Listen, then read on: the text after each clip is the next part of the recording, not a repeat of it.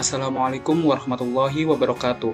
Halo kawan Prima, kami dari kelompok 2 akan mempresentasikan hasil tugas mengoperasikan aplikasi SPSS sesuai dengan teori atau materi yang telah dosen jelaskan.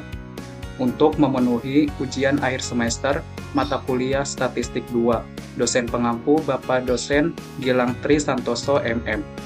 Nama saya Suganda dengan NIM 220596 sebagai moderator. Adapun anggota kelompok saya yaitu Umar Safi'i dengan NIM 221788, Mila Amelia dengan NIM 220943, Akil Fadilah dengan NIM 221561, Lailatul Latifah dengan NIM 221331. Baik, saya akan membahas poin-poin materi untuk dioperasikan ke aplikasi SPSS. Yang pertama, analisis deskriptif, frekuensi, dan eksplorasi. Yang kedua, uji validitas dan reliabilitas instrumen. Yang ketiga, uji normalitas instrumen. Yang keempat, analisis regresi linear sederhana dan berganda. Dan yang terakhir, uji F dan uji T. Baik, sebelum ke materi, saya akan menjelaskan tentang aplikasi SPSS terlebih dahulu. Jadi, aplikasi SPSS yang merupakan singkatan dari Statistical Package for the Social Sciences adalah perangkat lunak statistik yang digunakan untuk menganalisis data. Dikembangkan oleh IBM, SPSS telah menjadi alat yang sangat populer di kalangan peneliti, ilmuwan sosial, dan profesional statistik. Aplikasi ini dirancang untuk membantu pengguna melakukan berbagai analisis statistik, mulai dari analisis deskriptif sederhana hingga analisis inferensial yang lebih kompleks. SPSS menawarkan beragam fitur, termasuk kemampuan untuk memvisualisasikan data dengan grafik dan tabel, menghitung statistik deskriptif seperti mean dan median, serta melakukan uji hipotesis seperti uji T dan C-square. Selain itu, SPSS memudahkan pengguna dalam mengelola dan membersihkan data, dengan menyediakan alat untuk transformasi data dan mengatasi nilai yang hilang. Kelebihan utama SPSS adalah antarmuka pengguna yang intuitif, membuatnya cocok untuk pengguna yang tidak memiliki latar belakang statistik yang mendalam. Pengguna SPSS dapat mengimpor data dari berbagai sumber, termasuk spreadsheet dan database, dan kemudian menjalankan analisis statistik yang relevan untuk menjawab pertanyaan penelitian mereka. Secara keseluruhan, SPSS memainkan peran penting dalam memfasilitasi analisis data statistik yang efisien dan membantu pengambilan keputusan berbasis bukti dalam berbagai bidang, mulai dari ilmu sosial hingga ilmu kesehatan. Baik, materi dan praktik akan diawali oleh Lailatul Latifah. Saya persilakan. Baik, di sini saya akan membuat data di aplikasi SPSS sesuai dengan hasil UTS kemarin yang akan saya praktikan.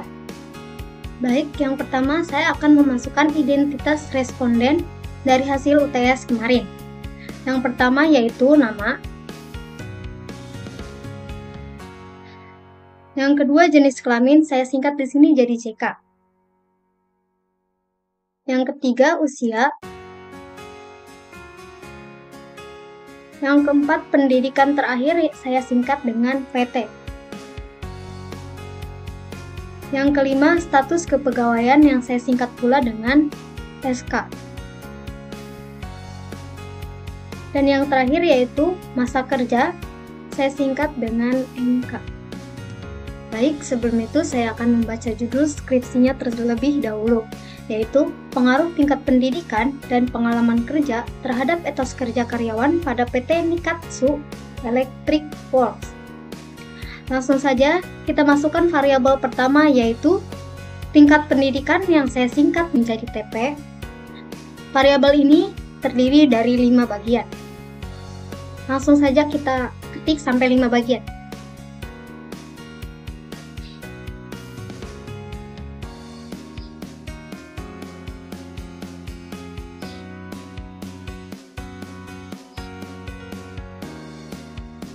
Selanjutnya variabel kedua yaitu pengalaman kerja. Variabel ini pula harus terdiri dari 5 bagian. Variabel kerja, variabel pengalaman kerja saya singkat menjadi PK. Langsung saja diklik, ditulis PK1 sampai PK5.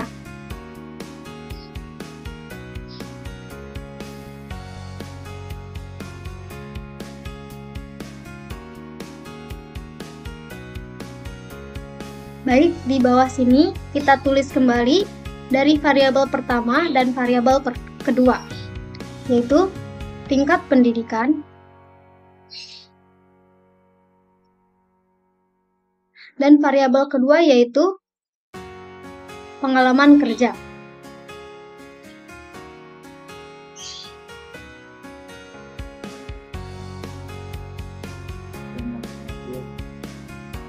Dan yang terakhir yaitu etos kerja karyawan.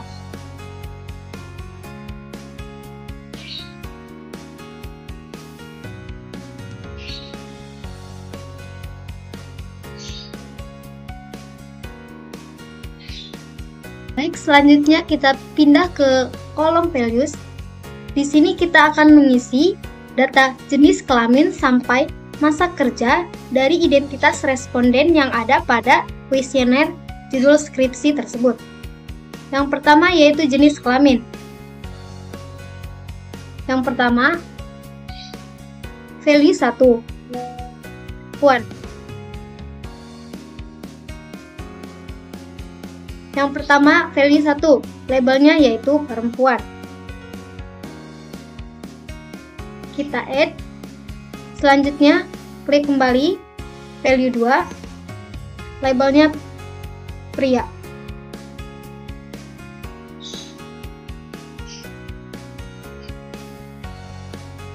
Kita klik OK.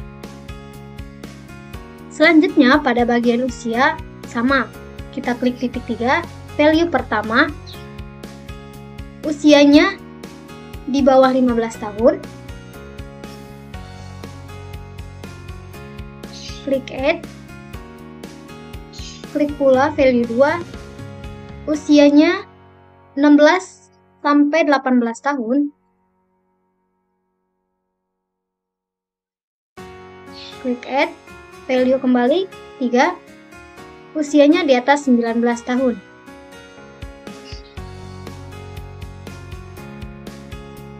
Add, klik OK.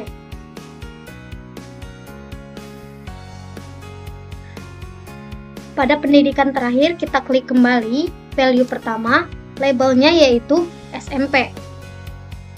Klik add, value kedua, klik SMA SMK,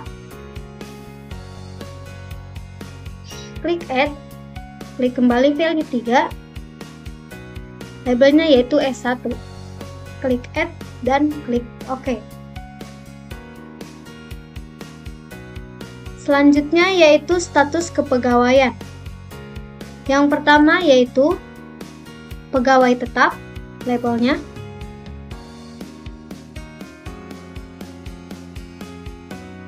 Klik add. Dan yang kedua yaitu pegawai kontrak.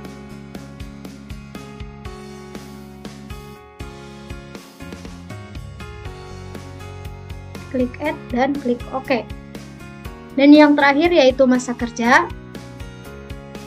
Value yang pertama yaitu kurang dari 5 tahun.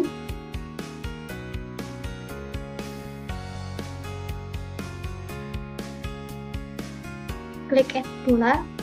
Lalu value kedua yaitu 5-10 tahun.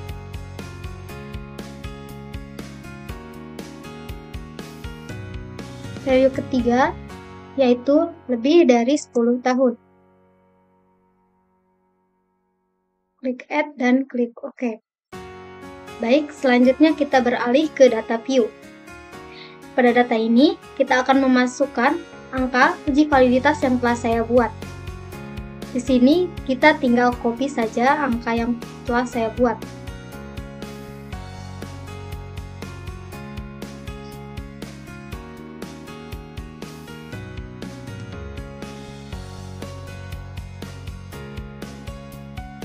Selanjutnya kita paste di bagian sini.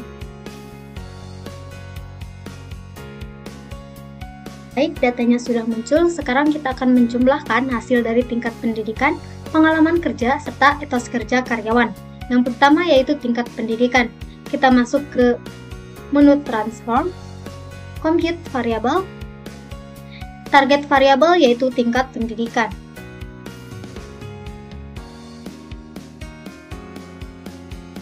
Pada numeric expression, kita masukkan tingkat pendidikan pertama hingga kelima. Tinggal dijumlahkan saja TP pertama sampai TP kelima.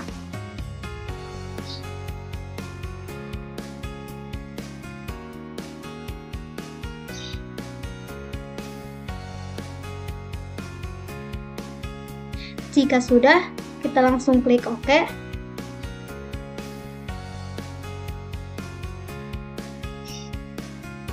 Dan hasilnya sudah muncul di sini. Selanjutnya yaitu pengalaman kerja. Sama seperti tingkat pendidikan, kita klik transform, compute variable. Tingkat pendidikan ini kita ganti menjadi pengalaman kerja.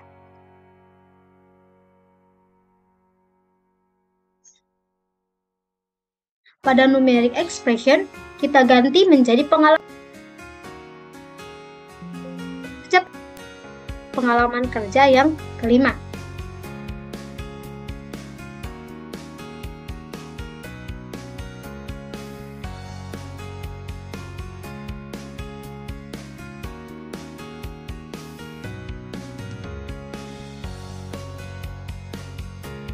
Langsung saja klik OK.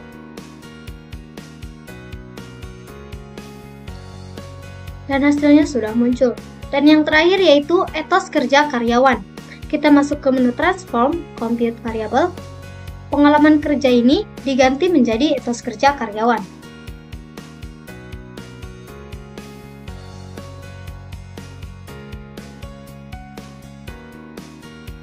Di bagian numeric expression, kita masukkan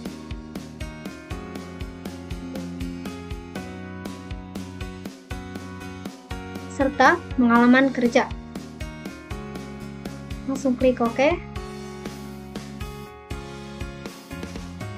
Hasilnya sudah muncul dan selesai. Baik, penjelasan materi pertama dan praktiknya akan dijelaskan oleh Mila Amelia. Saya persilahkan. Terima kasih moderator. Di sini akan menjelaskan tentang analisis deskriptif, frekuensi, dan eksplorasi. Analisis deskriptif merupakan suatu metode analisis statistik yang bertujuan untuk memberikan deskripsi atau gambaran mengenai subjek penelitian berdasarkan data variabel yang diperoleh dari kelompok subjek tertentu. Analisis deskriptif dapat ditampilkan dalam bentuk tabel distribusi frekuensi, tabel histogram, nilai mean, nilai standar deviasi, dan lain-lainnya. Manfaat yang diperoleh dari penggunaan analisis deskriptif adalah mendapatkan gambaran lengkap dari data baik dalam bentuk verbal atau numerik yang berhubungan dengan data yang kita teliti. Selanjutnya, frekuensi. Ilmu yang mempelajari gambaran kuantitatif ciri-ciri sekumpulan data disebut statistik deskriptif. Analisis frekuensi adalah bagian dari statistik deskriptif. Dalam statistik, frekuensi adalah beberapa kali suatu peristiwa terjadi. Analisis frekuensi adalah bidang statistik penting yang berhubungan dengan jumlah kemunculan frekuensi dan menganalisis ukuran tendensi sentral, dispersi, persentil, dan lain-lain. Analisis frekuensi dapat dilakukan untuk mengetahui mean, median, modus gaji, dan standar deviasi gaji antar tingkatan dan departemen yang berbeda. Analisis frekuensi akan dengan tepat menggambarkan kumpulan data dan memberikan gambaran yang adil tentang penghasilan sebagian besar karyawan dan seberapa luas penyebaran gaji mereka. Ini akan memberikan gambaran yang diperlukan untuk analisis rinci. Selanjutnya ada analisis data eksplorasi atau AD. Banyak digunakan oleh ilmuwan data saat menganalisis dan menyelidiki kumpulan data, merangkum karakteristik utama data hingga metode visualisasi. Ini membantu ilmuwan data untuk menemukan pola data, anomali spot, pengujian hipotesis, atau asumsi. Analisis data eksplorasi sangat penting untuk analisis data di arena ilmu data. Pertama, ada digunakan untuk memastikan hasil yang dihasilkan ilmuwan data valid dan dapat diterapkan untuk tujuan yang diinginkan. Kedua, AD membantu para pemangku kepentingan untuk memastikan bahwa mereka selalu mengajukan pertanyaan yang tepat. Ini juga membantu menjawab pertanyaan tentang deviasi standar, variabel kategoris, dan interval kepercayaan. EDA banyak digunakan dalam berbagai hal seperti memaksimalkan telaahan data, mencari struktur data yang tersembunyi, atau mengungkap misteri yang tersembunyi, mengeluarkan variabel penting, mendeteksi kelainan dan anomali, melakukan tes suatu asumsi, membangun model, dan melakukan optimasi. Baik, selanjutnya saya akan menjelaskan praktiknya. Yang pertama, kita masuk ke analis, klik deskriptif statistik, dan klik frekuensi. Kita masukkan dari TP1 hingga PK5.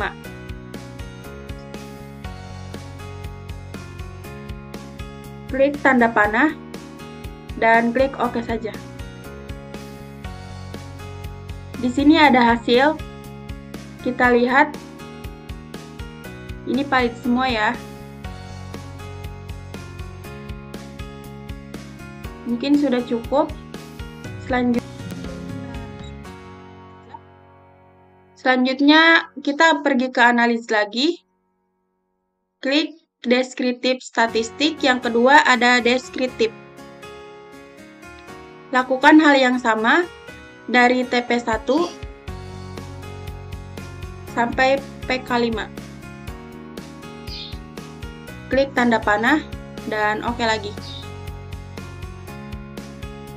Bisa dilihat ini valid ya. Kita close lagi. Kita akan pergi ke analis lagi. Klik deskriptif statistik.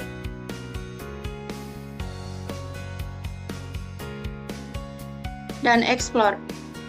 Di sini kita scroll ke bawah. Yang pertama kita masukkan etos kerja karyawan. Klik tanda panah, letakkan di dependent list. Dan yang tingkat pendidikan, kita Ctrl Shift 2, klik tanda panah ini dan ada di faktor list. Kita klik OK saja. Dan ini hasilnya.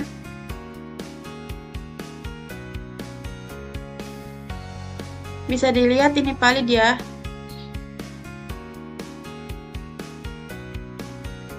Udah, kita close. Baik, penjelasan dari saya mengenai tentang analisis, deskriptif, frekuensi, dan eksplorasi sudah selesai. Saya kembalikan kepada moderator. Baik, penjelasan materi dan praktik akan dijelaskan oleh Umar Safi'i. Saya persilahkan. Baik, terima kasih moderator. Di sini saya akan menjelaskan uji validitas dan reliabilitas instrumen.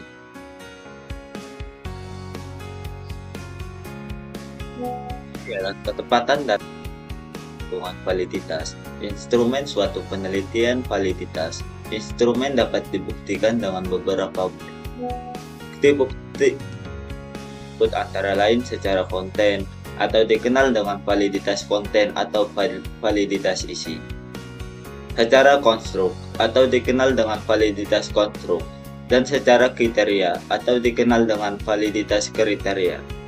Yang kedua ialah ketepatan dalam melakukan perhitungan reliabilitas instrumen suatu penelitian. Reliabilitas instrumen dapat diuji dengan beberapa uji reliabilitas. Beberapa uji reliabilitas suatu instrumen yang bisa digunakan antara lain tes retest, equivalent, dan internal consistency. Internal consistency sendiri memiliki beberapa teknik yang berbeda. Teknik uji reliabilitas internal konsistensi terdiri dari uji split Halep, KR20, KR21, dan Alpha Cronbach. Namun setiap uji memiliki kriteria instrumen seperti apa yang bisa diuji dengan teknik tersebut. Catatan dalam menggunakan software SPSS. Untuk menghitung validitas instrumen, yang pertama ialah kriteria pengujian validitas pengujian. Validitas yang mengkorelasikan antar masing-masing skor item indikator dengan total skor konstruk. Tingkat signifikan yang digunakan yaitu 0,05. Yang kedua ialah kriteria pengujian yaitu HO diterima apabila R hitung R table. Alat ukur yang digunakan valid atau sahih. HOB cara menentukan besar nilai R tabel R. Tabel sama dengan DF. N dikurangi 2 tingkat signifikan uji dua arah. Misalnya R tabel sama dengan DF 13 dikurangi 2 0,05. Untuk mendapatkan nilai R, tabel kita harus melihat di tebal R. Langkah melakukan uji validitas. Yang pertama ialah buka aplikasi SPSS. Silakan atur format yang ada di variabel view. Sesuaikan dengan kriteria data kita. Selanjutnya yaitu kita mencari nilai total dari variabel F. Caranya klik menu transform, compute variable, maka akan muncul kotak dialog. Lalu lakukan pengisian di kolom target, variabel, dan numeric expression. Lalu klik OK. Lihatlah data pada data view akan ada penambahan kolom baru yaitu kolom X1 total. Selanjutnya kita akan mencari nilai R. Statistik atau R hitung. Caranya klik analyze, correlate, bivariate, maka ini akan muncul kotak dialog. Lalu pindahkan semua item variabel ke kotak variabel. Pada correlation, beri centang pada person, di bawahnya centang to tailed, dan juga tentang flag significant correlation, lalu klik OK. Maka akan muncul hasilnya. Perhatikan pada kolom correlation, nilai yang akan kita uji adalah nilai pada kolom paling bawah, bagian X1 total yaitu percent correlation. Correlation is significant at the 0,05. Level 2 dikurangi tailed. Correlation is significant at the 0,01. Level 2 tailed. Interpretasi uji validitas A. Pertama kita harus mencari nilai R tabel terlebih dahulu.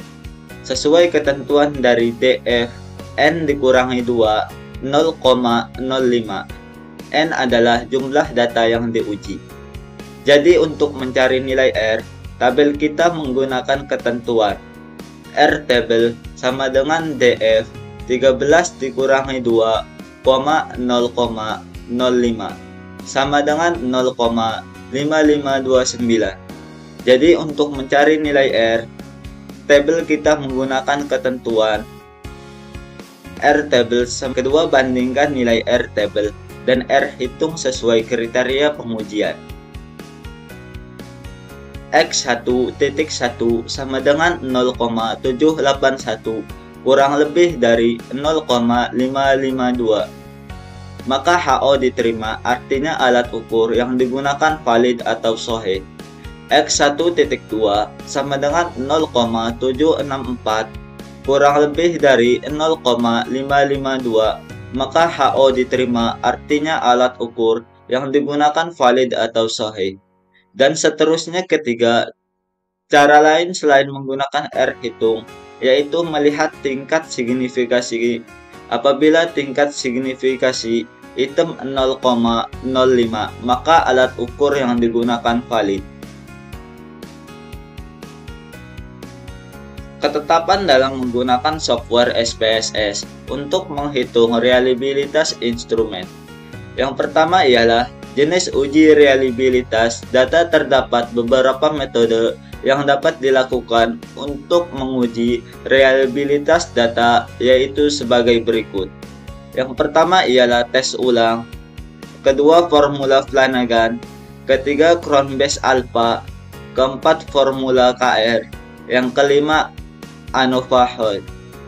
Uji reliabilitas metode Cron-Base Alpha menurut Suharsini Arikonto 2010. Cron-Base Alpha digunakan untuk mencari reliabilitas instrumen yang skornya bukan 1 atau 0. Pada metode Cron-Base Alpha digunakan rumus sebagai berikut. RI sama dengan koefisien reliabilitas alpha Cron-Base. K sama dengan jumlah item soal SI 2 sama dengan jumlah varian skor tiap item ST2 sama dengan varian total. Perhitungan menggunakan rumus Cron-Base Alpha diterima apabila perhitungan R dihitung kurang lebih dari R tabel 5.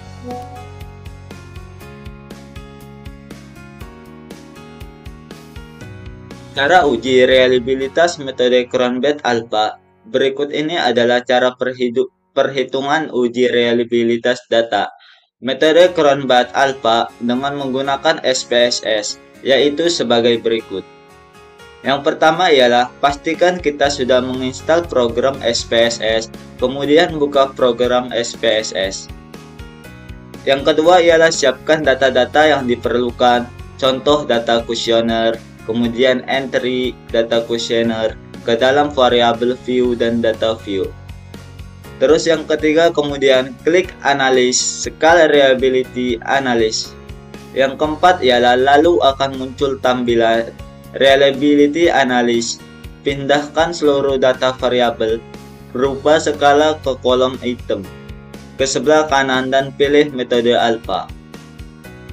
Dan yang kelima ialah setelah itu klik statistik, akan muncul tampilan reliability analysis statistik, kemudian pada bagian deskriptif for centang, scale dan scale if item, delete lalu klik continue.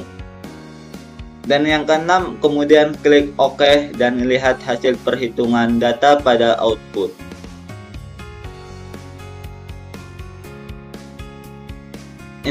Interpretasi hasil uji reliabilitas metode Cron-Base Alpha. Setelah melakukan perhitungan data, kemudian hasil perhitungan dengan uji reliabilitas akan muncul pada output.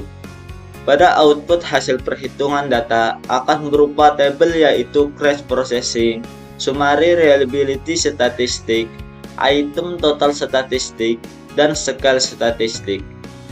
Pada tabel processing, summary dapat dilihat baris cached valid menyatakan bahwa jumlah responden ada 10 dan persentase menunjukkan 100%. Hal ini menandakan bahwa 10 responden tersebut valid dan tidak ada responden yang masuk ke kategori actual. Lalu untuk mengetahui apakah hasil perhitungan data dapat dipercaya dan konsisten atau reliable, dapat diperhatikan pada tabel reliability statistik. Seperti tabel di bawah ini, hasil perhitungan uji reliabilitas metode Cron-Base Alpha. R hitung dapat dilihat pada kolom Cron-Base Alpha, yaitu 0.688 dengan N of item menunjukkan bahwa jumlah item atau jumlah pertanyaan yang kamu input pada variabel view adalah 5. Ketetapan dalam melakukan tabel R. Tabel R digunakan dalam rangka pengujian statistik. Misalnya untuk pengujian validitas konstruk, tabel R ini biasanya terdapat pada lampiran buku-buku statistika. Namun demikian, biasanya tidak setiap nilai R untuk setiap derajat bebas yang dicantumkan. Oleh karenanya kita sering kesulitan menentukan nilai R tabel ketika derajat bebas yang diinginkan tidak tercantum dalam tabel tersebut. Untuk mengatasi hal tersebut, tabel R dapat dihitung dengan program Microscope Excel Junaidi 2014. Meskipun demikian, tabel R ini juga bisa dihitung menggunakan SPSS. Baik, saya akan menjelaskan prakteknya. Pertama-tama kita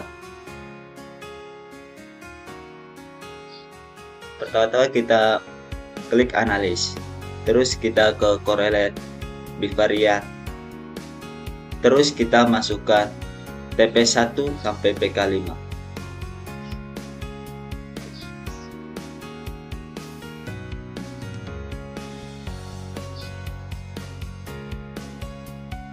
Terus kita pencet OK.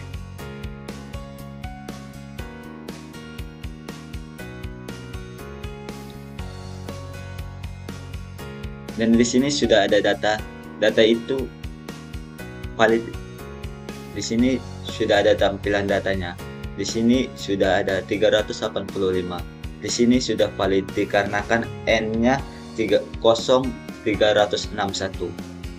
Dan di sini 241. Di sini juga sudah valid dikarenakan ada bagian yang sudah valid semua. Dan terus bagian sini N-nya sama dengan 30. Terus kita close dulu. Terus kita masuk ke analis lagi. Terus kita masuk ke scale reliability analysis. Terus kita lakukan yang sama. Klik TP1 sampai PK5.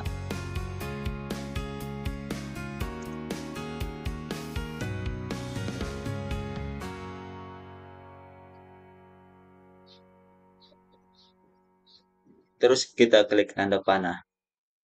Terus kita klik OK. Baik, di sini sudah ada datanya. Dan di sini kan sudah valid dikarenakan N-nya 30 dan di sini 100%. Baik, sudah selesai mengenai praktek yang saya jelaskan. Saya kembalikan ke moderator. Baik, mengenai penyampaian materi dan praktik selanjutnya yaitu Akil Fadilah. Karena Akil Fadilah berhalangan tidak hadir, maka diwakilkan oleh Lailatul Latifah. Saya persilahkan. Baik, di sini saya akan menjelaskan tentang materi dan praktik uji normalitas instrumen. Uji normalitas instrumen adalah suatu metode statistik yang digunakan untuk memeriksa apakah data yang dikumpulkan dari instrumen mengikuti distribusi normal atau tidak. Metode uji normalitas instrumen terdiri dari dua. Yang pertama yaitu histogram. Ialah grafik yang menampilkan distribusi frekuensi dari sejumlah data interval. Dengan menggunakan histogram, kita dapat melihat apakah distribusi data terlihat simetris berbentuk seperti lonceng yang merupakan karakteristik distribusi normal. Yang kedua yaitu grafik Kiki, adalah metode grafis untuk membandingkan distribusi data dengan distribusi normal. Jika data mengikuti distribusi normal, titik-titik pada grafik Kiki akan berada pada garis diagonal yang menghubungkan kuartil data dengan kuartil distribusi normal. Jika data tidak mengikuti distribusi normal, titik-titik akan berada di luar garis diagonal. Selanjutnya yaitu uji statistik yang digunakan untuk menguji instrumen normalitas. Yang pertama, uji chi-square. Metode chi-square atau X kuadrat untuk uji goodness of fit distribusi normal menggunakan pendekatan penjumlahan penyimpangan data observasi tiap kelas dengan nilai yang diharapkan. Uji chi-square seringkali digunakan oleh para peneliti sebagai alat uji normalitas. Yang kedua yaitu uji Lilliefors. Menurut Sujana, pada tahun 1996 halaman 466, uji normalitas data dilakukan dengan menggunakan uji Lilliefors yang digunakan untuk mengetahui apakah data terdistribusi normal atau tidak pada data tunggal. Dan yang terakhir yaitu uji Kolmogorov-Smirnov adalah suatu tes goodness of fit, artinya yang diperhatikan adalah tingkat kesesuaian antara distribusi teoritis tertentu. Tes ini menetapkan apakah skor-skor dalam sampel dapat secara masuk akal dianggap berasal dari suatu populasi dengan distributif tertentu itu. Dan yang terakhir yaitu interpretasi. Data mengikuti distribusi normal. Jika hasil uji menunjukkan bahwa data mengikuti distribusi normal, asumsi maka dasar untuk analisis statistik selanjutnya terpenuhi. Kita dapat melanjutkan dengan menerapkan metode statistik yang sesuai untuk menganalisis data tersebut. Dan selanjutnya itu data tidak mengikuti distribusi normal. Uji menunjukkan bahwa data tidak mengikuti distribusi normal, asumsi dasar untuk analisis statistik tidak terpenuhi. Dalam hal ini, ada beberapa tindakan yang dapat dilakukan, seperti melakukan transformasi data untuk mendekati distribusi normal atau menggunakan metode statistik non-parametrik yang tidak bergantung pada asumsi distribusi normal. Baik, selanjutnya kita langsung praktek di aplikasi SPSS.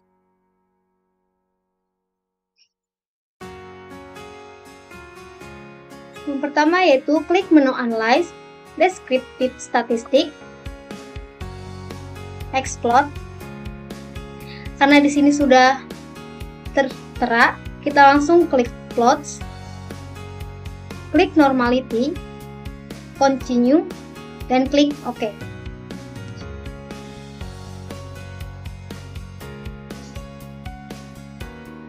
Baik, di sini hasilnya sudah muncul.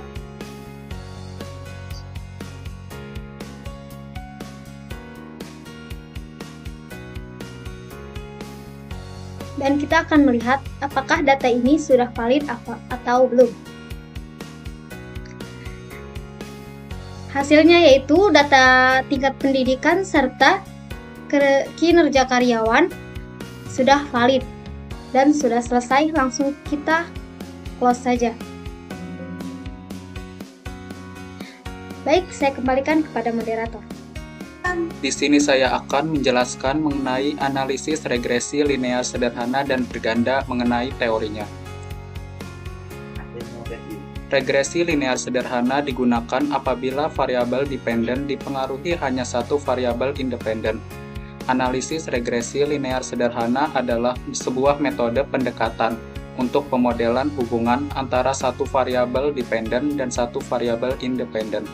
Dalam regresi, variabel independen menerangkan variabel dependennya. Dalam analisis regresi sederhana, hubungan antar variabel bersifat linear, di mana perubahan pada variabel X akan diikuti oleh perubahan variabel Y secara tetap.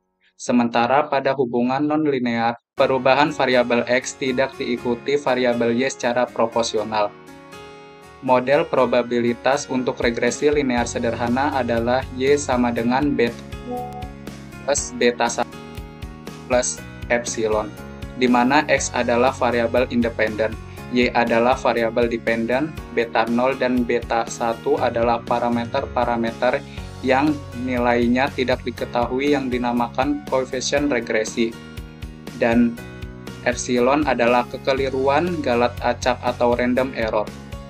Mengestimasi parameter, salah satu hal yang sangat penting dalam analisis regresi adalah mengestimasi parameter beta 0, beta 1, sigma 2.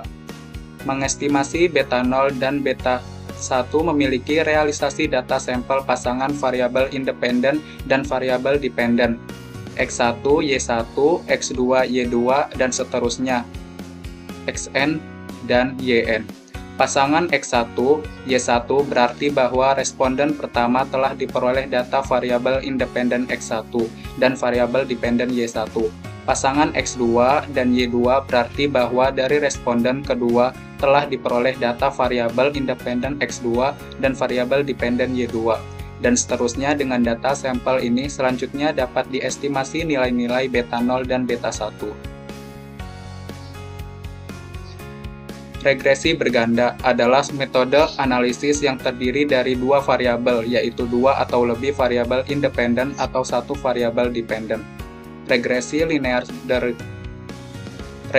linear berganda digunakan untuk menguji pengaruh lebih dari satu variabel independen terhadap variabel dependen. Analisis regresi berganda adalah pemodelan persamaan yang menjelaskan hubungan antara lebih dari satu variabel bebas atau X dan satu variabel tak bebas atau Y. Tujuan dari analisis regresi berganda adalah untuk memprediksi nilai variabel tak bebas atau Y. Apabila nilai-nilai variabel bebasnya X diketahui 1, Regresi linear berganda adalah model regresi yang melibatkan lebih dari satu variabel independen. Analisis regresi linear berganda dilakukan untuk mengetahui arah dan seberapa besar pengaruh variabel independen terhadap variabel dependen. Model regresi linear berganda bentuk umum model regresi linear ganda dengan K variabel independen adalah Y sama dengan Y1 dikurang beta 0 plus beta 1 dikali 1 plus beta 2 X2 ditambah plus seterusnya serta ditambah beta K X K tambah epsilon, di mana Y adalah variabel dependen, X1, X2, dan seterusnya Xk adalah variabel-variabel independen, epsilon adalah galat acak dan B1 dan beta 1, beta 2, seterusnya beta K adalah parameter min 9. Parameter populasi nilainya tidak diketahui. Variabel independen X1, X2, dan seterusnya sampai Xk dianggap bukan variabel acak dan dapat diobservasi dengan kekeliruan yang dapat diabaikan. Regresi linear dengan dua variabel independen.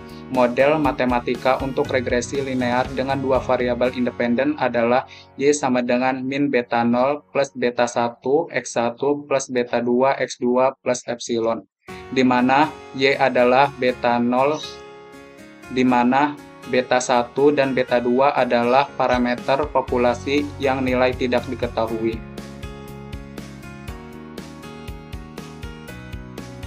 Selanjutnya, uji hipotesis secara simultan. F ini dipakai buat mengenali terdapat tidaknya pengaruh dengan cara bersama-sama atau simultan. Variabel bebas terhadap variabel terkait. Pembuktian dicoba dengan metode menyamakan angka F hitung dengan F table pada tingkat kepercayaan 5% dan derajat kebebasan DF sama dengan N dikurang K dikurang 1, di mana N adalah jumlah responden dan K adalah jumlah variabel. Uji hipotesis secara parsial atau uji T. Uji parsial atau uji T merupakan pengujian kepada koefisien regresi secara parsial untuk mengetahui signifikansi secara parsial atau masing-masing variabel bebas terhadap variabel terkait. Koefisien determinasi yang sering disimbolkan dengan R2 pada prinsipnya melihat besar pengaruh variabel bebas terhadap variabel terkait. Bila angka koefisien determinasi dalam model regresi terus menjadi kecil atau semakin dekat dengan 0, berarti semakin kecil pengaruh semua variabel bebas terhadap variabel terikat atau nilai semakin mendekati 100%, berarti semakin besar pengaruh semua variabel bebas terhadap variabel terikat. Asumsi dalam uji hipotesis. Asumsi-asumsi ini diperlukan antara lain agar dapat diperoleh statistik uji yang distribusinya dapat dikenali seperti sek.F atau sladan P.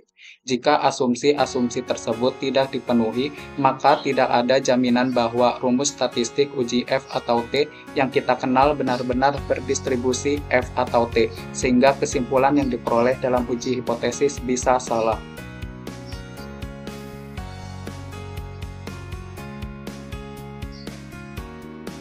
Selanjutnya, uji linearitas adalah suatu prosedur yang digunakan untuk mengetahui status linear tidaknya suatu distribusi nilai data yang hasil diperoleh.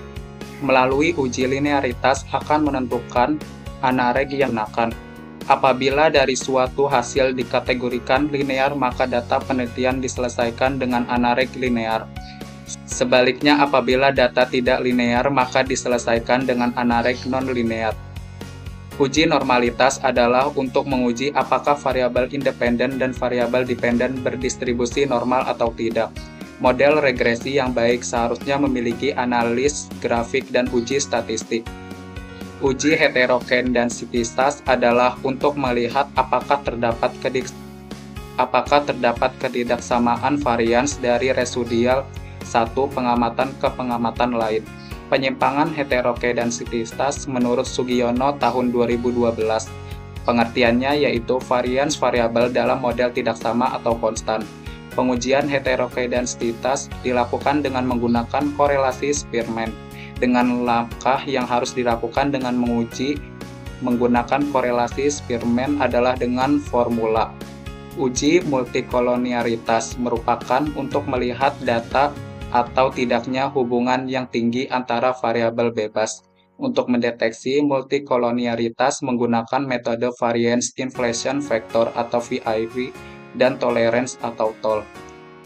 Selanjutnya, uji autokorelasi digunakan untuk mengetahui ada atau tidaknya penyimpangan korelasi yang terjadi antara residual pada satu pengamatan dengan pengamatan lain pada model regresi. Selanjutnya, saya akan menjelaskan mengenai materi uji F dan uji T. Uji T adalah uji yang digunakan untuk mengetahui ada tidaknya pengaruh secara parsial variabel independen atau variabel X terhadap variabel dependen atau variabel Y. Maksud pengaruh parsial yaitu pengaruh sendiri-sendiri oleh variabel independen. Pada kasus uji regresi linear berganda dengan dua variabel independen, berarti kita akan melihat pengaruh variabel independen pertama atau X1 terhadap variabel dependen atau Y, dan melihat pengaruh variabel independen kedua atau X2 terhadap variabel dependen atau Y. Nah, langkah-langkah uji T yang pertama menentukan hipotesis, yang kedua menentukan derajat kepercayaan 95% atau sigma sama dengan 0,05, dan yang ketiga menentukan pedoman pengambilan keputusan, dan yang terakhir membuat kesimpulan. Adapun uji F adalah uji yang digunakan untuk mengetahui ada tidaknya pengaruh secara simultan variabel independen atau X terhadap variabel dependen atau Y. Maksud pengaruh simultan yaitu pengaruh bersama-sama beberapa variabel independen terhadap variabel dependen. Apabila terdapat 3 variabel independen atau X1, X2, dan X3, maka kita akan melihat apakah variabel X1, variabel X2, dan variabel X3 berpengaruh secara bersama-sama terhadap variabel dependen atau Y. Nah, langkah-langkah uji F, yang pertama menentukan hipotesis, yang kedua menentukan derajat kepercayaan 95% atau sigma sama dengan 0,05, dan yang ketiga menentukan pedoman pengambilan keputusan, yang terakhir membuat kesimpulan. Baik, langsung saja kita ke praktiknya mengenai uji regresi linear sederhana dan berganda serta uji F dan uji T. Kita masuk ke aplikasi SPSS-nya. Kita masuk ke menu Analyze. Kita masuk ke Regression dan ke Linear. Nah, kita masukkan bagian dependennya, yaitu etos kerja karyawan. Kita klik kanan saja, dan kita masukkan ke independennya, yaitu tingkat pendidikan. Kita klik kanan saja. Nah, pada bagian ini kita akan menguji regresi linear sederhana terlebih dahulu. Kita klik OK saja.